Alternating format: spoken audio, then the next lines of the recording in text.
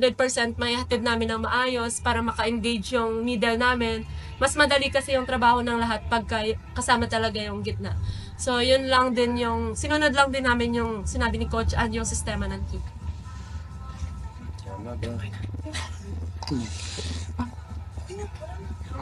Sa players na eh. Ikaw, ano yung lessons na nakita mo? Sinabi na ni Pons. So, coach naman po, parang bihira lang din po malagay yung creamline sa mga do or die din na sitwasyon. Kaya po nga yung medyo ganun yung naging eksena sa game na to.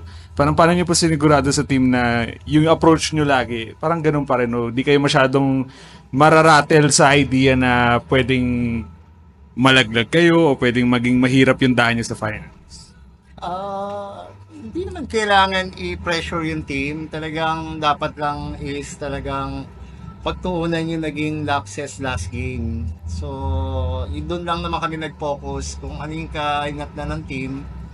Importante nalaman namin yung kung ano yung mga lapses namin at talagang nabigyan namin ng time para ma-improve yung lapses namin. Thankful kami kasi medyo talagang gumana yung mga middle namin. So, naging team talaga ang Creamline ngayon. Kaya siguro nakuha yun talaga yung magandang panalo. For Pangs, kamusta naman yung partnership nyo ni Bea ngayong, lalo na ngayong conference na nitong huli siya talaga rin yung nagde-deliver, tapos ngayon naman nag-deliver ka din talaga lalo. So, kamusta lang yung partnership nyo sa gitna ngayon?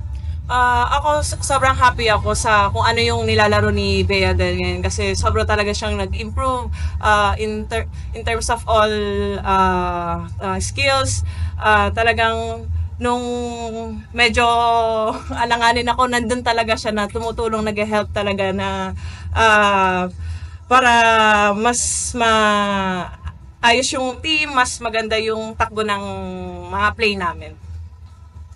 And for Pons, yun nga yung offense nyo din medyo steady pa rin. Si Alyssa, si Tot, si Gemma gumagawa. So, parang sa'yo ba may, kumbaga lahat ba kayo medyo, parang kayo naapektuhan din siguro nung last game na kahit sabihin natin solid pa rin yung individual performances nyo, medyo kinapos nga. At paano nyo naibawi yun?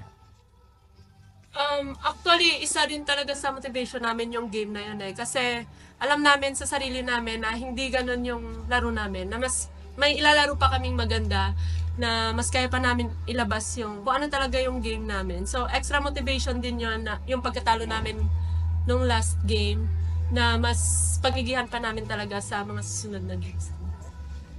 Pons, yun nga, triple-double ka this game. Siguro, paano mo lang siguro minamindset yung sarili mo na kapag nasa likod ka, yung depensa talaga yung priority at pag kailangan na pumuntos ng Creamline, ikaw yung parang willing mag-step up din? Ano ba? Sabi ko nga kanina, lahat naman talaga kami, naka-mindset yan, lahat.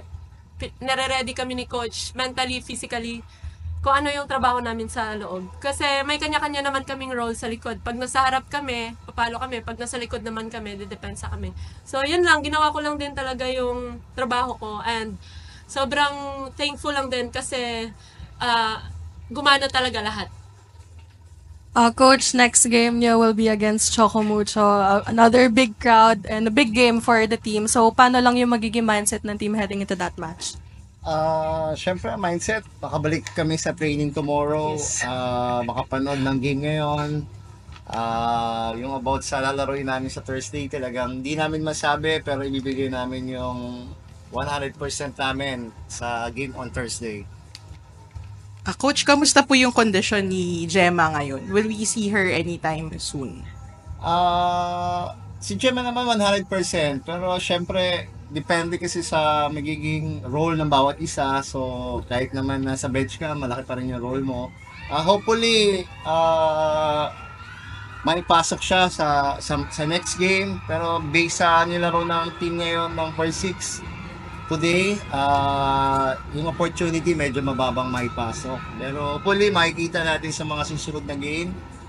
Lahat, kung sino talaga yung may opportunity na makatulong talaga sa team.